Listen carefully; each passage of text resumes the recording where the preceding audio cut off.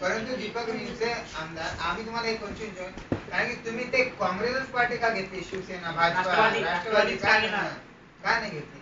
अजून सध्या तरी कसं आहे, एक आहे ना त्या पक्षाचं थोडं लेवल जास्त आहे. तर आज आपण जरी आमदार म्हणून निवडून आलो भाजप शिवसेनेचे, पण वर पक्षाचं सरकार असल्याशिवाय त्याला वर पैसे भेटत नाही. आज जे काम करायचे म्हणजे वशिलेशिवाय होत नाही.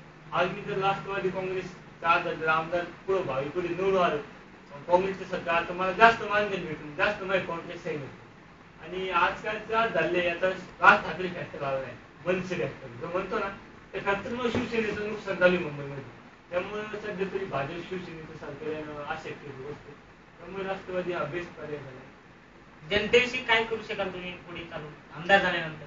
आणि जनतेचे प्रश्न सॉल्व्ह करायचे, जेणेकरून जनते 2 टाइम व्यवस्थित झोप लागली पाहिजे, जेवण झालं पाहिजे. अशी आज जनता सुखी नाहीये.